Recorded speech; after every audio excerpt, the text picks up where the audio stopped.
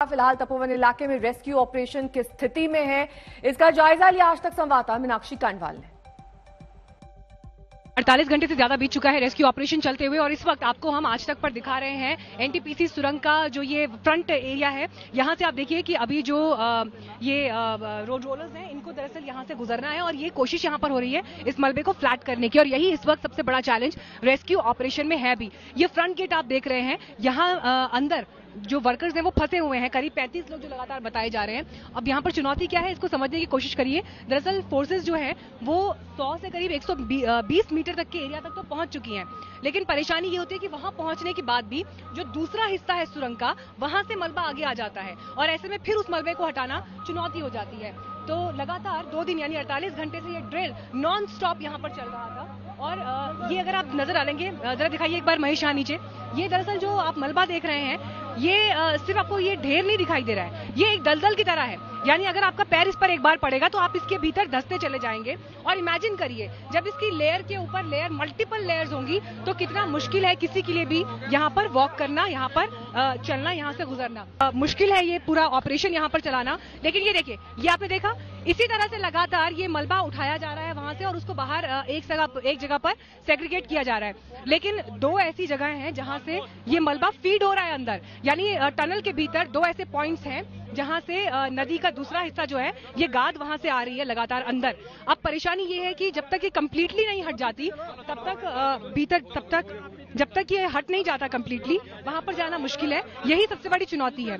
हालांकि अभी ये बताया गया है कि ऑक्सीजन वहां पर लोगों को मिल रही है। तो इस पूरे एरिया की ये तस्वीर हमने आपको दिखाई, लेकिन एक एल पॉइंट है आगे जाकर, उस एल पॉइंट पर क्या परिस्थितियां हैं, वहां पर जो लोग फंसे हैं वो वहीं पर मौजूद होंगे या जो बड़ी इक्विपमेंट्स और मशीन्स भीतर है क्या उसका सहारा लेकर ये लोग अपनी जिंदगी बचा पाए होंगे, ये इस पर सारा दारोमदार इस वक्त टिका हुआ है। लगातार यहाँ से ग्राउंड रिपोर्ट आपको हम दिखा रहे हैं। कैमरा पर्सन महेश कांडपाल के साथ मीनाक्षी कांडवाल, तपोवन, एनटीपीसी टनल आज तक।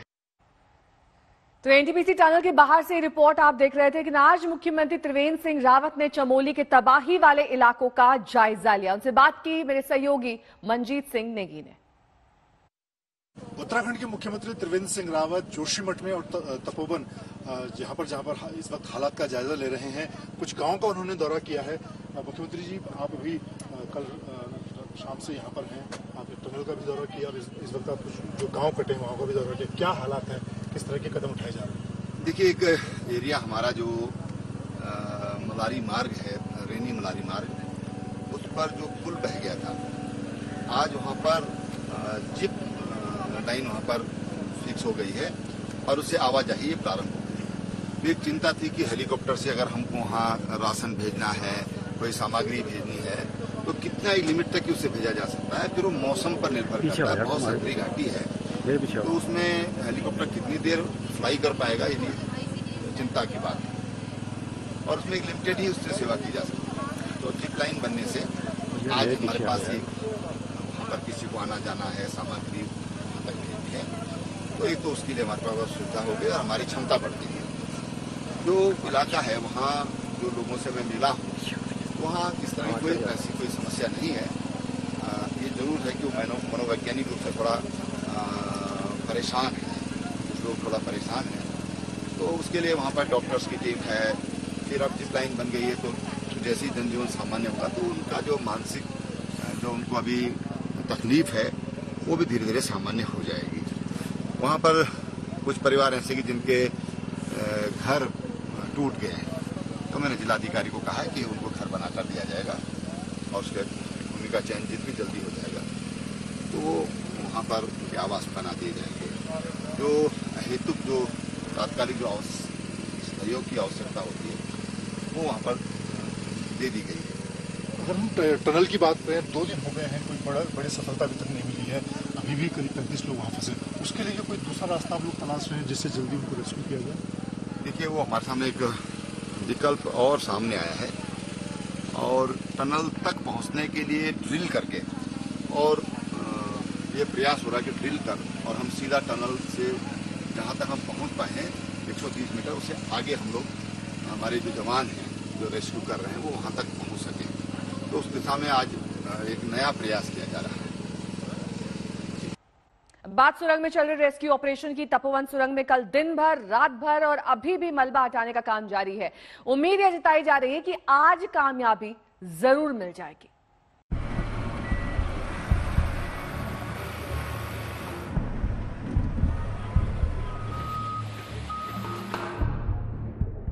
दो रातें बीत चुकी इस अंधेरी सुरंग में सांसों की तलाश करते लोग जाने किस हाल में होंगे, जाने कहां होंगे किसी को नहीं पता, क्योंकि सबके सामने मलबे का अंबार है और मजबूर जिंदगियां मलबे के उस पार हैं। इस सुरंग में रात भर मशीनें चली, बचाव टीम के जवानों के हाथ चले, मलबा निकालकर बाहर फेंकते फेंकते रात से सुबह हो गई। एक लंबा रास्ता तय हो चुका है, लेकिन कामयाबी का इंतजार अभी भी है। आज सुबह तक सुरंग से करीब 120 मीटर मलबा निकाला गया। बचाव टीमों को भरोसा है कि 180 मीटर पर लोग फंसे हो सकते हैं। 3 जेसीबी मशीनें सुरंग के अंदर लगातार मलबा निकाल रही हैं। बचाव टीमों को उम्मीद है कि आज दोपहर तक वो जरूरी दूरी तय कर लेंगे। अंदर जाने के लिए 5 लोगों की टीम ऑक्सीजन सिलेंडर के साथ तैयार है। से वही है, थोड़ा और आगे बढ़े हैं, अभी टनल खुली नहीं है। कुल डेड बॉडीज रिकवर्ड 26 हो चुकी हैं। आगे अभी काम जारी है। अभी आज का क्या रहेगा सर? आज हमें उम्मीद है दोपहर तक टनल खुल जाना चाहिए। टनल इंजीनियर और जानकारों के मुताबिक सुरंग में 180 मीटर के आसपास घुमाव है। इसी के चलते उम्मीद जताई जा रही है कि मलबा इसके आगे नहीं पहुंच पाया होगा और अंदर फंसे लोग इसी दूरी पर मिल जाएंगे। Our intention is to reach the earliest as possible at 180 meters, where the tunnel takes a bend, where we are very much intending to reach so that we can look out for survivors. So the moment it is reached, we will start our rescue operations, the future operations, where we will send our personnel by foot and all other equipments. सुरंग से जंग ज्यादा लंबी चलने की वजह से बचाव टीमों को जैसी उम्मीद थी, हकीकत उससे उल्टी निकली। सुरंग के बाहरी हिस्से में मलबा आधी ऊंचाई तक ही दिख रहा था, लेकिन जैसे जैसे जवान अंदर बढ़ते जा रहे हैं, मलबे की ऊंचाई भी बढ़ती जा रही है। मुश्किलें स्लज है, उसको निकाल रहे हैं जिस एरिया को, उसमें फिर भर जा रहा है और मैनुअली मशीन के थ्रू ही कर पा रहे हैं इसको। मैनुअली ये सारा क्लियर नहीं हो पा रहा है, क्योंकि ये टनल में अभी 100 मीटर आगे जाके ऊपर छत तक भरा हुआ है स्लज। तो इसको पहले निकालेंगे, एक ओपनिंग बनेगी जहां से जवान अंदर जाएगा, उसके लिए कर रहे हैं। और अभी डिफरेंट फोर्सेस यहाँ पे आ गई हैं ऑलरेडी, तो ये काम तेजी से चल रहा है। पहली सुरंग से जो 12 लोग बचाए गए थे, उन्हें जोशीमठ ITBP अस्पताल में रखा गया है। CM त्रिवेंद्र सिंह रावत आज सुबह उनका हालचाल लेने पहुंचे। ये रणनीति बनी है कि क्या वहाँ एक और मशीन, 2 मशीनों से काम लिया जा सकता है, तो उस पर काम चल रहा है ताकि जल्दी उन लोगों को रेस्क्यू किया जा सके। अभी तक जो 30-35 लोग जो संभावित अंदर टनल में फंसे हैं, उन तक पहुंचने का प्रयास किया जा रहा है। सुरंग से जंग के साथ साथ बचाव टीमें आसपास के इलाकों के प्रभावित लोगों की मदद भी कर रही हैं। आपदा का शिकार हुई एक महिला की तबीयत बिगड़ने पर आज सुबह उसे हेलीकॉप्टर के जरिए अस्पताल पहुंचाया गया। चमोली से मंजीत नेगी और गौरव सावंत के साथ आज तक ब्यूरो।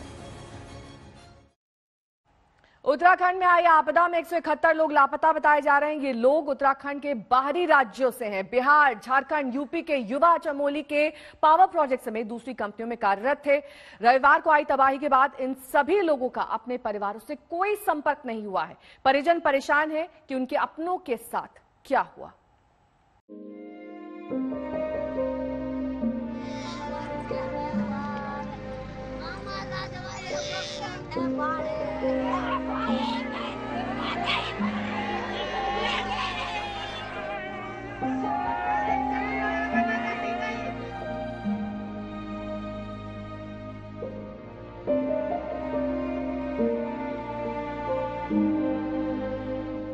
आफत भले ही चमोली पर टूटी हो, लेकिन मातम पूरे देश में पसरा है।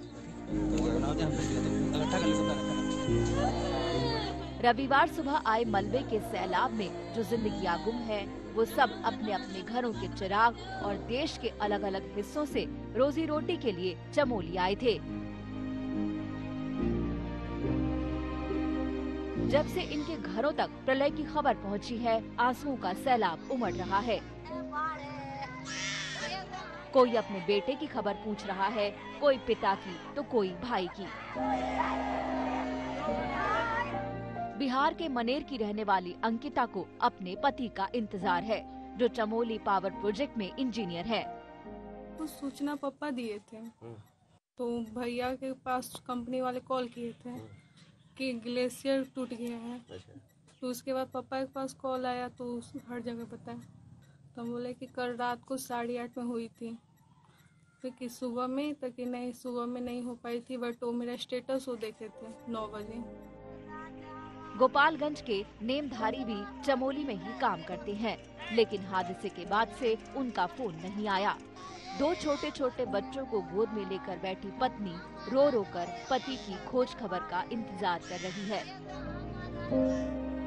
चमोली के तपोवन बांध में ईंट पत्थर लगाने वाले कई युवा यूपी के लखीमपुर से भी गए थे।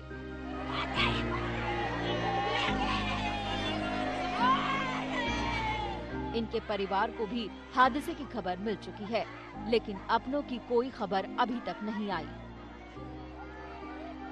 हमारे परिवार से 6 लोग लापता हैं सर। कहाँ गए थे ये लोग? ये लोग गए थे तपोवन। कहाँ काम करते थे? वहाँ कहीं टंडल में काम करते थे तपोवन में। कि अब प्रशासन आज जो भी कार्रवाई होगी वो देखा जाएगा, उसमें पहले पता चले कि वो लोग हैं वहाँ पे नहीं है। यहाँ के लोग गए हैं, यहाँ के लोग वहाँ जा चुके हैं, तपोवन पहुँचने वाले हैं। वहाँ जाके स्थिति मालूम करें कि यहाँ कैसे क्या है, क्या जानकारी मिलती है वहाँ पे। मे भी कि उनका मोबाइल ट्रेस न हो पा रहा हो, लेकिन परिवारीजनों का उनके कहना है कि उनसे संपर्क नहीं हो रहा है। उस लिस्ट को लेकर के हमने अपने यहाँ राहत आयुक्त कार्यालय को और चमोली के जिलाधिकारी को उस लिस्ट को भेजी है, और उनसे हमने अनुरोध किया है कि इनकी जैसे ही वेयर अबाउट मिले हम लोगों को जानकारी दें, और उनके परिवार से हम लोग निरंतर संपर्क में हैं, और जैसे ही जानकारी होगी उनके परिवार को हम लोग उसके बारे में जानकारी देंगे। झारखंड के लोहारदगा में आदिवासी परिवारों के 9 बेटे कमाई के लिए चमोली गए थे, लेकिन किसी का अब तक कोई पता नहीं है। हम लोग किसी तरह से खाते हैं बोल के कितना हंसी मजाक किया, उसके बाद में तो फिर फोन रखो तो बेटा हम लोग सोने जा रहे हैं। बोले अच्छा ठीक, तब हम लोग भी जा रहे हैं खाने के लिए। बोला उसके बाद में संडे को तो बात नहीं हुई। राज्यसभा में आज भावनाओं का जैसे समंदर उमड़ पड़ा। पहले पीएम मोदी की आंखें नम हुई और फिर भावुक हुए कांग्रेस नेता गुलाम नबी आजाद। आज राज्यसभा में गुलाम नबी आजाद का आखिरी दिन है। पीएम मोदी ने जब आजाद की विदाई में बोलना शुरू किया तो 14 साल पुराने वाक्य को याद कर वो रो पड़े। थोड़ी देर बाद गुलाम नबी आजाद ने भी अपना आखिरी भाषण दिया, वो भी बेहद भावुक नजर आए। जैसे अपने साथी भावुक हुए, मैं सबका धन्यवाद करता हूं कि जो सबका प्यार मिला, स्नेह मिला, विपक्ष का भी और जो अच्छा वापस आके तो यहाँ पे आखिरी के कुछ दिनों में भी अपना वोटिंग जो यहाँ पे पोलिंग। भावुक वो लम्हे, वो पल, वो क्षण हम आपको दिखा रहे हैं जब आज राज्यसभा में आखिरी विदाई भाषण देते हुए गुलाम नबी आजाद एक लंबे वक्त से कांग्रेस से जुड़े रहे दिग्गज नेता माने जाते हैं, जिनकी जमकर तारीफ प्रधानमंत्री नरेंद्र मोदी भी ने की। उन्होंने कहा कि सिर्फ राजनीतिक नहीं बल्कि भावनात्मक रिश्ता है गुलाम नबी आजाद के साथ। प्राइम मिनिस्टर का करता हूं कि आपने सब कुछ सुना, आपने इतना समय 2 घंटे से ज्यादा यहां समय दिया, आप बहुत भावुक हुए और सच है हकीकत। अगर सच बताएं सर, मेरे माता पिता की जब डेथ हुई मेरे आंखों से आंसू निकले, लेकिन मैं चिल्ला के रो नहीं पाया। मैंने जिंदगी में सिर्फ चिल्ला के रोया, और जब रोता है इंसान तो वो कोई चिल्ला के रोने के लिए तो आपको आर्टिफिशियल होने की जरूरत नहीं। वो थी पहली संजय गांधी की मौत, इंदिरा गांधी की मौत, राजीव गांधी की मौत, अलग अलग जगह थी, क्योंकि तीनों मौतें अचानक हो गई थी। शायद अगर नेचुरल मौत होती तो वो चीख नहीं निकलती। और चौथी थी जब सुपर सोनामी आ गया था उड़ीसा में 99। बोलते बोलते गला रूंध गया, शब्द खो गए और आंखों से दरिया बह निकला। राज्यसभा में कांग्रेस नेता गुलाम नबी आजाद के विदाई भाषण में उनके बोलते बोलते पीएम मोदी भी रो पड़े। आजाद के विदाई भाषण में पीएम मोदी ने उनसे अपने अनुभवों का जिक्र किया। पीएम मोदी ने गुलाम नबी को सैल्यूट भी किया। वो फोन सॉरी एयरपोर्ट से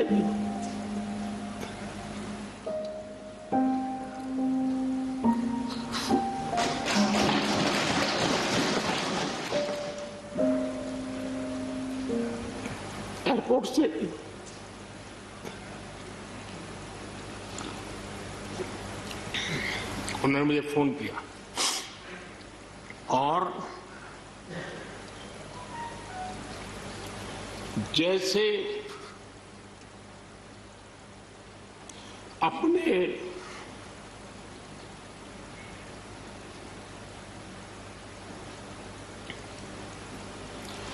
परिवार के सदस्य की चिंता करें,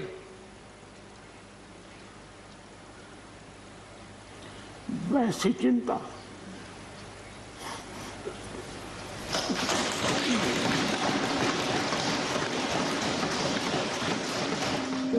और इतना कहते कहते फिर भपक पड़े प्रधानमंत्री मोदी।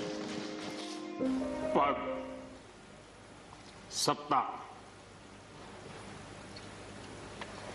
जीवन में आती रहती, लेकिन उसे कैसे पचाना,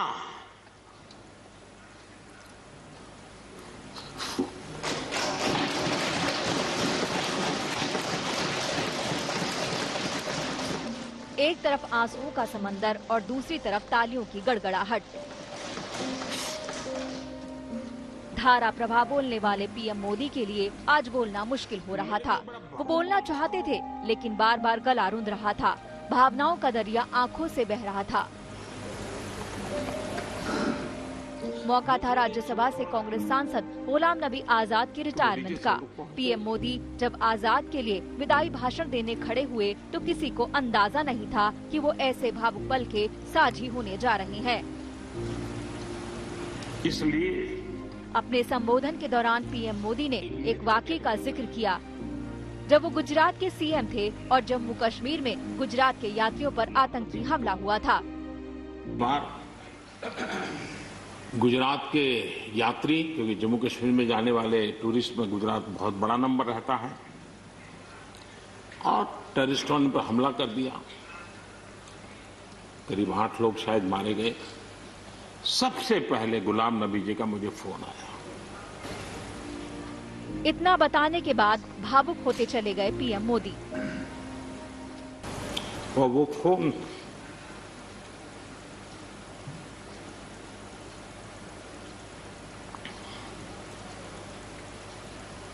सिर्फ सूचना देने का नहीं था,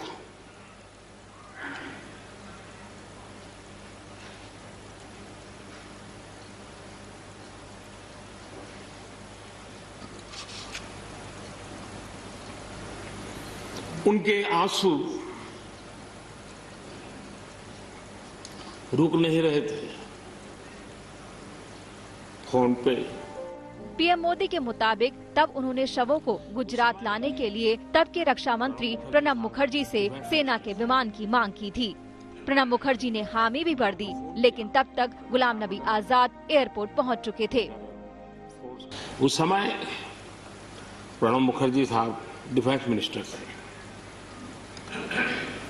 मैंने उनको फोन किया। मैंने कहा साहब अगर फोर्स का हवाई जहाज मिल जाए इन डेड बॉडी को लाने के लिए। रात देर हो गई थी। प्रणब मुखर्जी साहब ने कहा आप चिंता मत कीजिए, मैं करता हूं व्यवस्था। लेकिन रात में फिर गुलाम नबी जी का फोन आया। वे एयरपोर्ट थे, उन्होंने मुझे फोन किया।